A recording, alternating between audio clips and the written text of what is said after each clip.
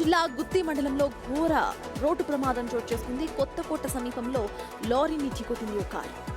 వేగంగా వచ్చిన కారు ఢీకొట్టడంతో ఒక్కసారిగా మంటలు చెలరేగి కారు పూర్తిగా దగ్ధమైపోయింది. ఈ ప్రమాదంలో డ్రైవర్ సజీవ దహనం అయిపోయాడు. మృతుడు ఎవరన్నది తెలియాల్సి ఉంది. రంగంలోకి దిగిన పోలీసులు డ్రైవర్ ఆచూకీ తెలుసుకునే ప్రయత్నంలో ఉన్నారు. ఆ కార్ పూర్తిగా దగ్ధమైపోయిన ఆ కార్ని చూస్తున్నాము. అధిక వేగమే ఇక్కడ కారణం. ముందుగా వెళ్తున్న లారీని ఢీకొట్టడంతో ఒకసారిగా మంటలు చెలరేగాయి. మంటలు చెలరేగుతున్న విజువల్స్ ని కూడా మనం చూస్తున్నాము. పూర్తిగా ఒక్కసారిగా కార్లో మంటలు చెలరేగడం, డ్రైవర్ కు బయటకి వచ్చే టైం లేకపోవడంతో అక్కడ ఆయన సజీవ దహనం అయిపోయారు.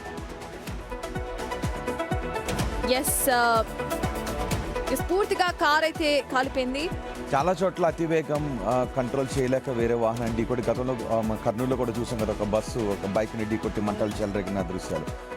సో అప్రమత్తంగా ఉంటే ప్రమాదాలను దాదాపు అరికట్టే అవకాశం ఉంటుంది. అండ్ వర్షం కూడా పడుతూ ఉంది కాబట్టి అతివేగంతో వెళ్ళినప్పుడు బ్రేక్ అప్లై చేసిన స్కిడ్ అయిపోయే అవకాశం ఉంటుంది. సో వేగ నియంత్రణలోనే వెళ్ళండి.